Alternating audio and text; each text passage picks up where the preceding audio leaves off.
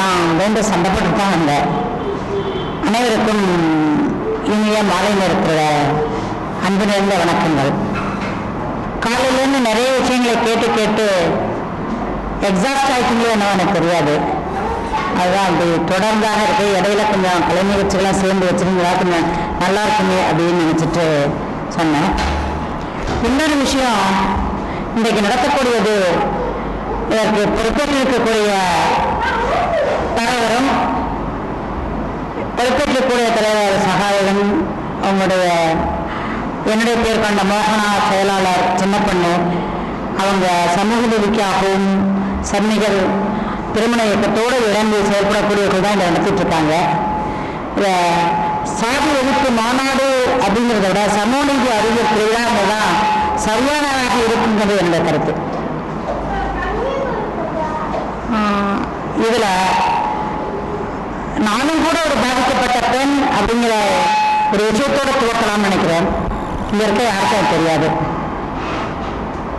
1965, 68 நான் நேற்றுக்கு இன்னைக்கும் எங்களுடைய வகுப்பு தோழர்கள் இணைந்து ஒரு அலுமினி மீட் நடத்திட்டு வரோம். அண்ணாமலை பல்கலைக்கழகத்தில் 45 ஆண்டுகளுக்கு பின்னாடி அவர்கள்லாம் சந்தித்து பேசிட்டு உரையாடிட்டு துணைவேந்தரோட எங்களுக்கு பாடசாலை புத்தகத்தில் பார்த்துட்டு வரோம். அதில் என்னுடைய எண்ணங்கள் பின்னோக்கி ஓடினேன். நான் கல்லூரி முடிந்த காலகட்டம் என்னுடைய நண்பர் எனக்கு ஒரு கடிதம் எழுதுறாரு. அந்த நண்பர் எழுதிய கடிதத்தை என்னுடைய சித்தப்பா ஒருத்தவங்க படித்து பார்க்குறாங்க. அவருக்கு ஆங்கிலம் தெரியாது. ஆங்கிலத்தில் எழுதப்பட்ட கடிதம். அந்த கடிதத்தில் இருந்தது என்ன, நான் பிஎஸ்சி படித்து முடிச்சுட்டு உடனடியாக வேலைக்கு செல்ல வேண்டிய காலகட்டம். அப்பா அஞ்சலக ஊழியராக இருக்கிறாரு. கட்டாயமாக வேலைக்கு போகணும். எங்களுக்கு பின்னங்கிய குடும்பம்னால கூட பிற்போக்கு கொள்கைகள் உள்ள எனக்கு சொல்லிக் கொடுக்கப்பட்ட விஷயம் கட்டளை பார்த்துத்தான் கொண்டு நடக்கணும் அப்படின்னு சொல்லிக் கொடுக்கப்பட்ட விஷயம். பருவமடைந்து விட்டால் பெண் அப்பாவுடைய அண்ணா கூட பேசக்கூடாது என்ற ஒரு குடும்பத்தில் வளர்க்கப்பட்டவள். நிறைய சண்டை போட்டுத்தான் திரும்ப கல்லூரிக்கெல்லாம் படிக்கிறாங்க எங்கள் அப்பா கூட எல்லாம். அந்த ஒரு கடிதம் என் நண்பர் நான் படித்து முடிச்சுட்டு வேலைக்கு போகிறேன்னு சொன்னதுனால இந்த நண்பர் எனக்கு இன்னைக்கு தமிழகம் முழுசும் நிறைய வேலை கிடைச்சிருக்கு, நீங்கள் போகலாம்னு எழுதியிருக்காரு. என் சித்தப்பா 5ஆம் வகுப்பு படிக்கிற அந்த கடிதத்தை படிச்சுட்டு நீ ஊரை விட்டு வா, ஓடி போயிடலாம் அப்படின்னு புரிஞ்சுட்டேன். ஊரை விட்டு வா, ஓடி போயிடலாம் அப்படின்னு புரிஞ்சுட்டு எங்கள் அப்பாட்ட சொல்கிறார், கடிதம் எழுதிய நண்பர் எனக்கு 3ஆம் வகுப்புலேருந்து நண்பர், தாழ்த்தப்பட்ட குறிப்பு எஸ்சி. அப்போ அந்த கம்யூனிட்டியை சொல்லி எனக்கு இதெல்லாம் தெரியாது, பின்னாடி தெரியும். அப்படி ஒருத்தன் கடிதம் எழுதிட்டா 2 பேரும் ஊரை விட்டு ஓடி போகிறாங்க, இந்த பொண்ணை பொண்ணுடணும்னு முடிவு பண்ணுறாங்க. எனக்கு ரொம்ப விருப்பமான இனிப்பில் இன்னைக்கு கொள்ளையத்தை கலக்கும்போதெல்லாம் ஞாபகம் வந்துச்சு. எனக்கு அல்வாறு விஷத்தை கொடுத்து என்னை பொண்ணுடணும்னு முடிவு பண்ணிட்டாங்க வீட்டில். எங்கள் அப்பா அம்மா முடிவு எடுத்துட்டாங்க. முடிவெடுத்த பின்னாடி அவங்களுக்கு ஏதோ ஒரு சின்ன சந்தேகம் இருந்தது. எங்கள் அப்பா படிக்க தெரிஞ்சவனா நான் படிக்கிற அந்த புத்தகத்தை இந்த கடிதத்தை எங்கள் வீட்டுக்கு எதிர் வீட்டில் இருக்கக்கூடிய மேல்ஜாதி எங்களோட உயர்ஜாதி அது மட்டும் கொண்டு கொடுத்து இந்த கடிதத்தில் என்ன நான் சொல்லி நம்ம படித்து சொல்ல சொன்னாங்க.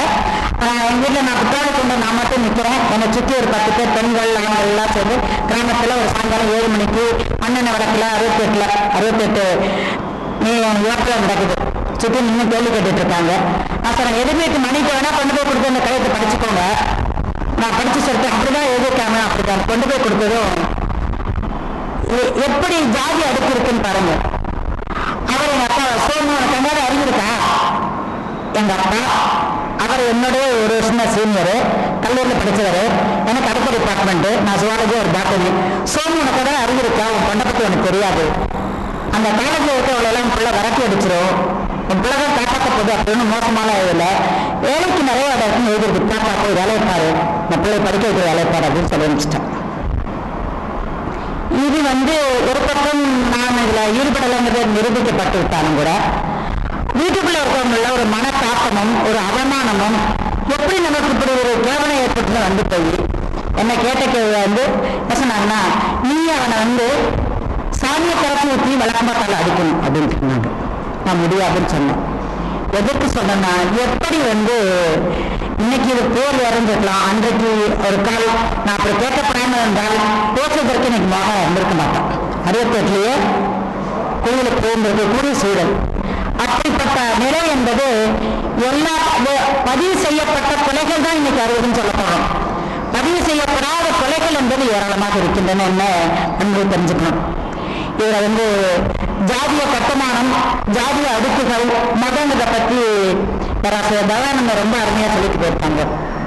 நான் இன்னைக்கு உங்கள்கிட்ட கேட்கிறேன், இன்றைக்கு கலப்பு திருமணம் அப்படிங்கிறத விட ஜாதி மறுப்பு திருமணம், அதை கடந்த திருமணம் நடத்தக்கூடிய இன்றைக்கு இளைஞர்கள் எத்தனை பேர் தன்னுடைய ஜாதியை விட்டு தன் குழந்தைகளை வளர்க்க போன்றாங்க? பெரிய வினாக்கள். எங்க வீட்டுல ஒரு கிட்டத்தட்ட ஒரு 8 திருமணங்கள் எங்க வீட்டுல இருந்துருக்கு. சுசீலா திருமணம் எங்க வீட்டுல நடந்தது. நம்ம முன்னாடி பேசின உயர்நீதிமன்ற வழக்கறிஞர் காலையில போன அசோகாவுடைய திருமணம் நடந்தது. இப்படி ஒரு 8 பேருடைய திருமணம் எங்க வீட்டில் நடந்திருக்குது. இது எல்லாமே நிறைய நடத்தி வச்சிருக்கோம். இவர்கள் அனைவரும் இன்னைக்கு ஜாதி மறுப்பு திருமணம் செய்து கொண்ட இளைஞர்கள் தங்கள் குழந்தைகளை தங்களை போலவே வழிநடத்துவார்களா? இன்னைக்கு காதல்ல ஈடுபட்டு நாளந்த விளைவது. ஆனால் அப்படி அவர்கள் செய்யணும்னு நான் மனதார கேட்டுக்கிறேன். ஜாதிய உணர்வு இல்லாமல் குழந்தைகளை வளருங்கள். ஜாதிய உணர்வு இல்லாமல் குடும்பத்தை கொண்டு செல்லுங்கள். அதுதான் இன்றைக்கு முக்கியமாக பார்க்க வேண்டிய ஒரு விஷயம் அப்படின்னு நான் பார்க்கிறேன்.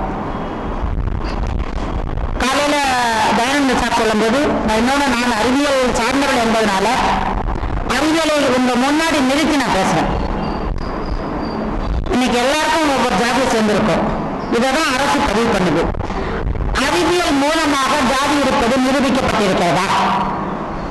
இவர் வன்னியர், இவர் சக்கிலியர், இவர் ஐயர், இவர் செட்டியார், இவர் நாடார், இவர் பல்லர், இவர் இருளர் அப்படின்னு என்றாலே அறிவியல் ஜாதி சொல்லியிருக்கார். அறிவியல் மூலமாக கண்டுபிடிக்க முடியுமா? இன்னைக்கு இந்த காய்கறில இடையில ஒரு புளிய தோன்றாங்க, ஒரு கடப்பு எலும்பு கூட கிடைக்குது. அந்த எலும்பு கூட எடுத்து அதை ஆய்வுக்கு உட்படுத்தி அதுக்குள்ள இருக்க டிஎன்ஏ பார்த்து அதை பார்க்கும்போது அது எந்த ஜாதியுடைய எலும்பு கூடன்னு சொல்ல முடியுமா? ஆணுடைய எலும்பு கூட, பெண்ணுடைய எலும்பு கூட சொல்லலாம். அந்த டிஎன்ஏ வச்சு அவங்க தாத்தா பாட்டி யாருன்னு சொல்லலாம். ஆனால் எந்த ஜாதியோட எலும்பு கூடன்னு சொல்ல முடியுமாங்க? கொஞ்சம் யோசனை படிச்ச எந்த ஜாதியோட எலும்பு கூட யாராவது சொல்ல முடியுமா? வாய்ப்பு இருக்கா? அறிவியல் ஜாதியை தேடுவதற்கான எந்த விதமான ஒரு ஆதாரமும் உண்மையும் வாய்ப்பும் கிடையவே கிடையாது. அறிவியல் மூலமாக ஜாதி என்பது கிடையவே கிடையாது. இன்னைக்கு ஒருத்தர் ஹாஸ்பிட்டல் அட்மிட் ஆகாது, ஏதோ ஒரு ஆக்சிடென்ட் ஆகுது, ரோட்ல ஆக்சிடென்ட் ஆகி ஹாஸ்பிட்டல் அட்மிட் ஆகுது. அவருக்கு ரத்தம் வேண்டியதா இருக்கு. என்ன வகையான ரத்தம் வேணும்? பன்னீர் வீட்டு ரத்தம் கொடுக்கலாமா? ராணியர் வீட்டு ரத்தம் கொடுக்கலாமா? பிராமின் வீட்டு ரத்தம் கொடுக்கலாமா? செட்டியார் வீட்டு ரத்தம் கொடுக்கலாமா? செட்டியாரா இருக்காரு, அப்படி கேட்க முடியுமா? என்ன கேட்டா? ஏ இருக்கா, ஏபி இருக்கா, ஓ பாசிட்டிவ் இருக்கா, இப்படின்னு கேட்க முடியும்? இல்ல, அப்படி வேண்டாங்க. அடிபட்டு கிடக்குவர் வர்க்கத்தினுடைய உயர்மட்டத்தில் இருக்கக்கூடிய ஐயர் ஐயங்கார்னு வச்சுக்கோ. இன்னைக்கு அவர்கிட்ட இருக்கக்கூடிய ஏபி நெகட்டிவ் ரத்தம் தேவையா இருக்குது, ரொம்ப அரிதான குரூப். ஏபி நெகட்டிவ் அது ஒரு தாக்கப்பட்டவர் கொடுத்தா, இன்னைக்கு எஸ்சியிலேருந்து வராங்க, தலித் அமைப்புலேயும் கொடுக்குறாங்க, இந்த ரத்தம் எனக்கு வேண்டாம் அப்படின்னு சொல்ல முடியுமா? அவரு சொல்லுவாரா? சொல்ல முடியுமா? அவர் சொல்லுவாரா? சொல்லுவதற்கான பிராணி இருக்குமா? இன்னைக்கு ஆணவ குலகெல்லாம் பேசக்கூடிய உங்களுடைய தவறெல்லாம் நம்ம எண்ணியா போச்சு, யாராவது செய்ய முடியுமா? முடியாது. அடுத்து இன்னைக்கு ரத்த வங்கியில சேர்க்கக்கூடிய ரத்தங்கள்லாம் ஜாதி ரீதியாக பார்த்து இணைக்கப்படுகிறதா? என்னென்ன குரூப் ரத்தம்? அறிவியலாக வாழுங்கள், அறிவியலை யோசனை பண்ணுங்கள். நாம நினைச்சால் ஒழிய, நாம படிப்படியாக கொண்டு சென்றால் ஒழிய இன்றைக்கு இந்த ஜாதியை நீக்கவே முடியாத நிலைமை. பள்ளிக்கூடத்தில் ஜாதி பதிவு பண்ண அவசியம் கிடையாது. அப்படி சட்டருக்கு தெரியும் இல்லையா? எத்தனை பேர் தெரியும்? பள்ளிக்கூடத்தில் கட்டாயமாக ஜாதியை பதிவு பண்ண வேண்டிய அவசியம் இல்லை. இஷ்டப்பட்டால் பதிவு பண்ண, இஷ்டப்படாமல் பதிவு பண்ண வேண்டியதில்லை. யார்கிட்ட போய் நம்ம கேட்கிறோம், யார்கிட்ட கேட்கிறோம்? நீயவோ. அவருக்கு என்னன்னு தெரியும் நம்ம என்ன ஜாதின்னு? எவனா சொல்றதை கேட்டு என்ன சொல்ல போறான்? அப்படித்தானே? யாருக்கு யார் சொந்தக்காரன் அது தெரிஞ்சிருக்க கூட அவசியம் கூட இல்லை. ஒரு 2000 ரூபாய் பாக்கெட்ல வச்சு நீச்சுன்னா நீ சொல்ற ஜாதியம் போட்டு கொடுத்துட்டு போறான். தான் நடக்கிற நிலைமை. இதை யார்கிட்ட போய் கேட்கணும்? அறிவியல் பூர்வமாக யாராவது ஒரு கேளுங்க, ஒரு சயின்டிஸ்ட கேளுங்க, ஒரு மருத்துவத்தை கேளுங்க. அப்படின்னு ஜாதி இருந்தா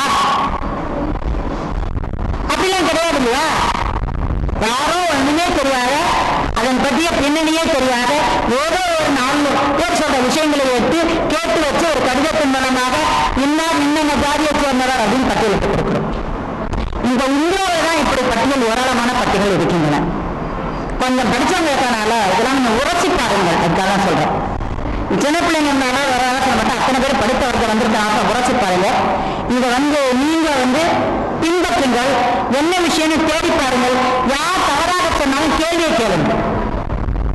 யார் தவறாக சொன்னாலும் கேள்வி கேட்பது மட்டும்தான் ரொம்ப முக்கியமான விஷயமா இருக்கு. இந்த ஜாதியமும் இந்த இருக்கக்கூடிய ஜாதியம் தொடர்பான கொலைகளும் சமீபத்தில் தான் அந்த எண்ணிக்கை அதிகரித்திருக்குங்க. இங்க தமிழ்நாட்டில் இருக்கக்கூடிய ஒவ்வொரு கட்சியும் என்ன பேசு, என்ன சொல்றாங்க? என் வீட்டு பிள்ளை கல்யாணம் பண்ணிக்கணும். நான் ஜாதியை சொல்லல குறிப்பிடல. ஒரு பேர் பண்ணா தலையை சீவுன்றாங்க. அதுதான் இன்னைக்கு நடந்தக்கூடிய விழுப்புரத்திலும் தர்மபுரியும் நடக்கக்கூடிய கொலைகளை நம்ம கண்கூடா பார்த்துட்டு இருக்கோம். இவர்களுக்கு மட்டும்தான் ஜாதி இருக்குதா என்ன அப்படிங்கிறதையும் நம்ம கேள்வி கேட்கிறோம். ஜாதி அடுக்குகள் எப்படி உருவானங்கிறத சொல்லிட்டாங்க. வேலை பழைய பிரிவினை முறையில் எவ்வளவு ஏமாந்த சோனகிரியாத்தானோ அவனை வயல்ல வேலையில விட்டுட்டு வெயில்ல வேலை பார்க்க விட்டுட்டு அவங்களுடைய ரத்தத்தை உறிஞ்சி கொண்டு இருக்கக்கூடிய என்று வைக்கக்கூடிய மேற்கட்டு வக்கம். மேற்கட்டு வக்கம் எப்படி பிறந்தது? இன்னைக்கு இருக்கக்கூடிய பணக்காரன், இன்னைக்கு இருக்கக்கூடிய நில உடைமையாளர்கள், இன்னைக்கு இருக்கக்கூடிய முதலாளிகள் போராட்ட இந்த காசு எப்படி வந்திருக்கும்? அடித்தட்டு மக்கள், தலித்துகள், அவர்களை அவங்க உட்கார்ந்து உழைச்சி வயல்ல நெத்தி வேற நேர்த்து தன்னுடைய ரத்தத்தை வேதியாக சிந்தி அவருக்கு உழைத்து கொடுத்து அந்த நிலத்துல அவங்க பங்கு பெறாங்க. நிலம் யாரோட சொத்து?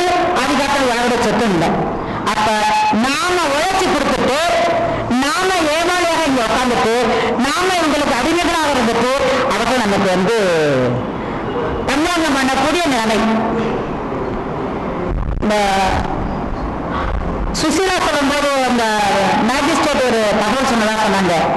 2-3 விஷயம் எனக்கு கொஞ்சம் ஞாபகம் வந்துச்சு.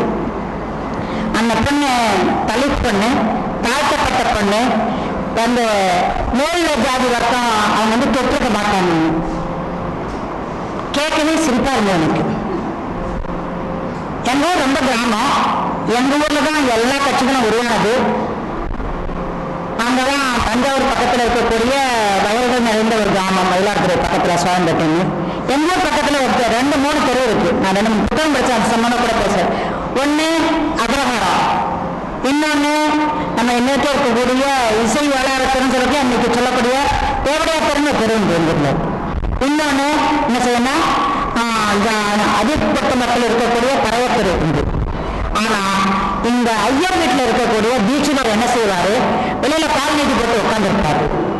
காலை கொண்டு அந்த தலித் குடும்பத்திலிருந்து பெண்ணை கொண்டாந்து வச்சா அங்க வச்சுட்டு போவாங்க. வெள்ளைக்கு தீட்டு கிடையாது. எப்படி? காலுக்கு கையிலுக்கு தீட்டு கிடையாது. அவங்க கொண்டாந்து கொடுப்பாங்க, வாங்கிக்குவாங்க. அங்க போய் பின்னாடி போய் அவங்க பாத்திரம் வச்சு போடுவாங்க. அவங்க வீட்டுக்காரமா தண்ணி ஊற்றி தொழிச்சு திரும்ப கையில் கொண்டு போவாங்க துணியெல்லாம். இரவில் அவர் கண்டாளுவார் அந்த பெண்ணை. திருமணம் முடித்தால் அந்த கணவன் அவளை பயன்படுத்த மாட்டான், அந்த தீட்சிதர் தான் பயன்படுத்துவாங்க. இதுதான் எங்க ஊர்ல இருந்த கூட எனக்கு தெரிந்த வழக்கம். இன்றைக்கு வேணா மாறி இருக்கிறது. இதுதான் நிலைமை.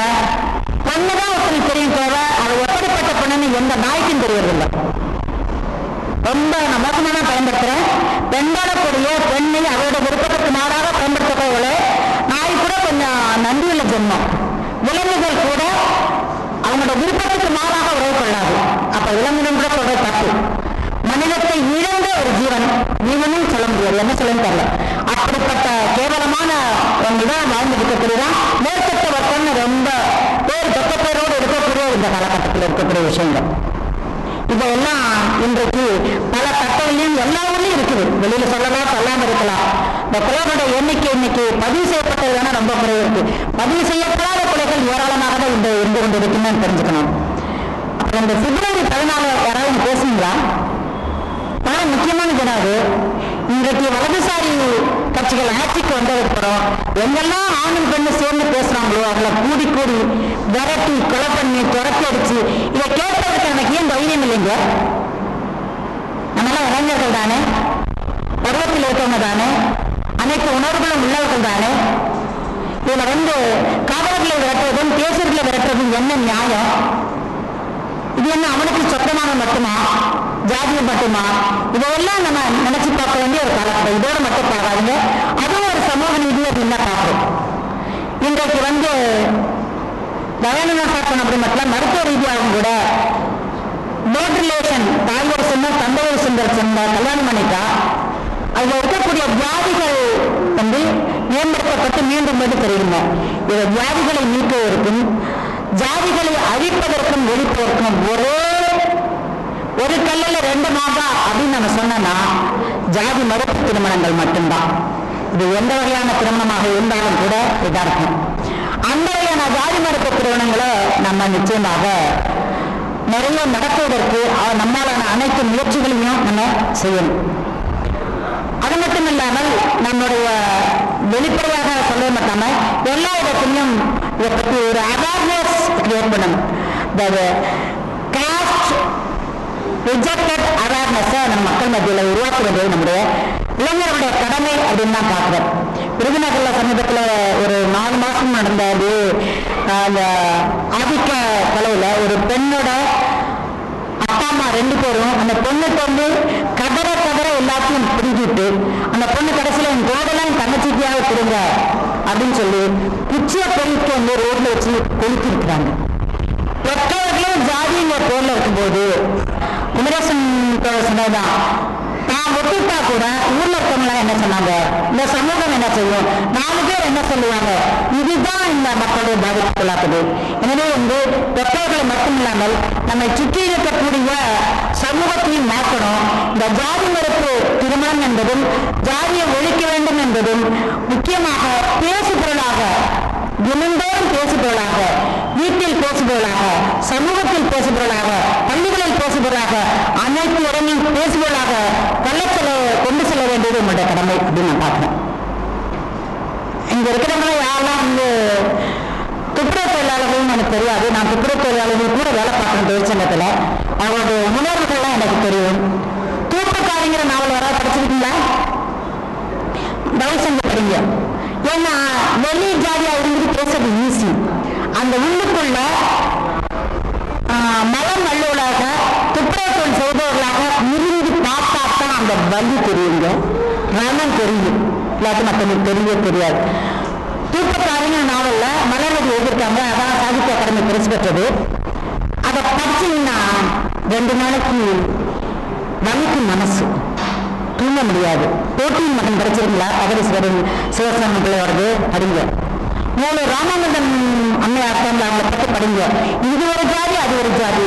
அவர்கள் மனம் மறுக்கப்பட்ட ஜாதி. மனம் மறுக்கப்பட்ட ஜாதி. அதுல அவங்க எவ்வளவு போராடி இருக்கிறாங்க அப்படின்னு பாருங்க. இதெல்லாம் இதுக்குள்ள அடக்கம். இது மட்டும் ஒரு விஷயமாக பார்க்காமல் நிறைய பார்த்தீங்கன்னா நிறைய விஷயம் இருக்குது. எனவே இது வெறும் ஜாதிங்கிறது இது சமூக கட்டமைப்பு இல்லை.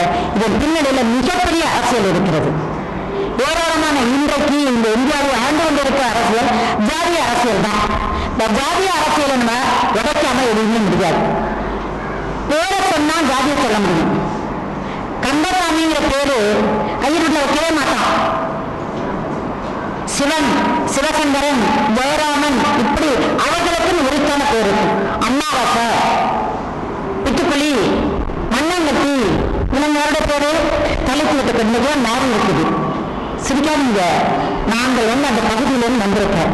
அவரோட வலி எனக்கு தெரியும். மண்ணாங்கட்டின்னு ஒரு புதத்துல கூட்டும் போது அவனுக்கு எவ்வளவு வலிக்குன்னு நினைக்கிறீங்க? அமாவாசை இப்படி ஜாதிக்குரிய பெயர்களாக இந்த அரங்குகள் ஒழுங்குகள் தான் இன்றைக்கு மாறி இருக்குன்னு சந்தோஷப்படுறேன். அந்த வீட்டு குழந்தைகளுக்கு ரொம்ப நல்ல பேரு. பேரை கேட்டு மாற்ற முடியல. இன்னொன்னு சாமி, கொலசாமி பேசின அந்த குரலை சொல்லிட்டு போனாங்க. ஜாதி ரீதியாக காதல் மூலமாக கொல்லப்பட்ட பெண்கள் தான் இன்றைக்கு தெற்கு பகுதியில் அவங்க வீட்டோட குலதெய்வமாக இருக்கிறாங்க. பாடசாமி, குருசாமி, இப்படி பொண்ணு பெண்களை தான் வச்சிருக்கிறோம். அது மட்டும் இல்லாமல் இன்னொன்னு மதுரை வீரசாமி யாரோடது? ஐயர் வீட்டு சாமியா, ஐயங்கார் வீட்டு சாமியா? யாராவது போவாங்களா மதுரை வீட்டு சாமிக்கு? ஐயனார் சாமி கோயிலுக்கு யாராவது போவாங்களா? மாரியாத்தா, காளியாத்தா, திரௌபதி அம்மா எங்க உட்காந்துருக்காங்க? ஊருக்குள்ளேயா, ஊருக்கு வெளியிலையா? அவுட்ஸ்கர்ட்ஸ். எங்கெல்லாம் தலித்துகள் வாழ்கிறார்களோ அவர்கள் இடத்துலதா திரௌபதி சாமி இருக்கும், அங்கதான் காளியாத்தா சாமி இருக்கும், அங்கதான் சுடலை மாறன் சாமி இருக்கும், அங்கதான் மாரியாத்தா சாமி இருக்கும். இந்த சமூக கட்டமைப்பு இவர்கள் இங்கெல்லாம் வைக்கணும்னு முடிவு பண்ணியிருக்குது. இதை உடைச்சால் ஒழிய அவர்களையும் இன்னைக்கு சாமி கும்பிட வேணும்னு சொல்லாங்க. அவர்களை சாமி கும்பிட வையுங்க. மாரியாத்தா போய் ஐரோட்டுக்காரங்க சாமி கும்பிட வைங்க. காளியாத்தால போய் அண்ணன் வீட்டு சாமியை கும்பிட வைங்க. திரௌபதியை போய் ஐயனார் போய் சாமி கும்பிட வைங்க. அவங்க எங்க வருவாங்க? சிவன் கோயிலுக்குள்ள வருவாங்க, பெருமாள் கோயிலுக்குள்ள வருவாங்க, பாக்கி இருக்கக்கூடிய திருப்பதி வெங்காயத்துல போடுவாங்க, முருகன் இந்த மாதிரி வெளி கோயிலுக்கு வரமாட்டாங்க. நீங்க கையில மாரியம்மாளுக்கு இந்த முடிச்சு போட்டு வைக்கிறீங்க, நம்மதான் வாப்பா வர்க்க ஜாதி வைக்காது. எனவே இதுல மட்டும் நம்முடைய ஜாதி இல்ல, பல்வேறு தளங்கள்ல பல்வேறு செயல்பாடுகள் ஒண்ணு உணவிலிருந்து, படிப்பிலிருந்து, குடும்பத்திலிருந்து, தெய்வ வழிபாடிலிருந்து, பழக்க வழக்கங்களிலிருந்து, நம்முடைய ஜாதியை சரி செய்யும் முறைகளிலிருந்து அனைத்து விஷயங்களிலும் ஜாதியம் நம்முடைய வீடுகளில் இருக்கிறது. இதை மறுக்க முடியாது. இதை உடைக்க வேண்டியது நம்ம பொறுப்பு. இன்னைக்கு மதத்தை கூட நீங்க மாத்திக்கலாம். இன்னைக்கு இந்த பிரின்சஸ் சைஸ்ல அவங்க சொன்னாங்க, நாங்க என்னுடைய கணவரை நான் இந்தியா இருந்தாரு, அவர் நான் கல்யாணம் பண்ண விருப்பப்பட்டாரு, அவரை கிருஷ்ணா மாத்திட்டு நாங்க கல்யாணம் பண்ணிக்கோ அப்படின்னு சொல்லிட்டாங்க. அப்படி இந்து கிருஷ்ணா மாறலாம், முஸ்லிம் கிருஷ்ணா மாறலாம். ஆனால் இன்னைக்கு ஜாதியை மாற்றுவதற்கு இந்த இந்திய அரசியல் சட்டத்தில் இந்த இந்திய அரசியல் சட்டத்தை மாற்ற வேண்டிய நம்முடைய மாற்ற முடியாத சட்டம் ஒன்றும் கிடையாது. அந்த அரசியல் சட்டத்தை மாற்றக்கூடிய திராணி உள்ளவராக நாம் மாற வேண்டும். கல்கத்தாவில் உள்ள ஃபாரஸ்ட் சர்வே ஆஃப் இந்தியாவில் ஹையர் கம்யூனிட்டி மட்டும்தான் வேலைக்கு பார்க்கலாம். ஐயரும் ஐயங்கார் மட்டுமே வேலை பார்க்க முடியும். என்னுடைய மாணவரோட அப்ளிகேஷன் படைய சண்டப்பட்டாரு. அவர் பிசி நீ போடு தம்பின்னு சொல்லி இன்னைக்கு அங்க இருக்கக்கூடிய ஒரே ஒரு பிசி பைய ரங்கசாமி மட்டும்தான். இப்படி நம்ம போராடிதான் உள்ள நுழைய வேண்டியதா இருக்குது. அனைத்து இடங்களிலும் ஜாதிய தலைகளை உடைத்தர வேண்டும். அதற்கான பல விஷயங்களை நம்ம கொண்டு வரணும். இன்னைக்கு நம்ம கீழவன்மணி படுகொலை மறந்துடாதீங்க, புரியுதா? இன்னைக்கு இருக்கக்கூடிய ராட்சாத்தியை மறந்துடாதீங்க. மறந்தோம்னா மனிதனாக இருக்க மாட்டோம். இவர்களை கணக்கில் கொண்டு கீழவன்மையில் இந்த ஜட்மெண்ட் உங்களுக்கு தெரியுமா நடக்கும்போது நான் படிச்சுட்டு இருந்தேன். இவர்கள் மேற்பட்ட வர்க்கங்கள், இவர்கள்லாம் பணக்காரர்கள், செல்வந்தர்கள், இவர்கள் இந்த கொலையை செஞ்சிருக்க மாட்டாங்கன்னு அந்த அயோக்கிய மாஜிஸ்ட்ரேட் தீர்ப்பு கொடுத்தார். அப்படிப்பட்ட நிகழ்வுகள் இனிமே நடந்தாமல் இருக்க சட்டத்தின் கூட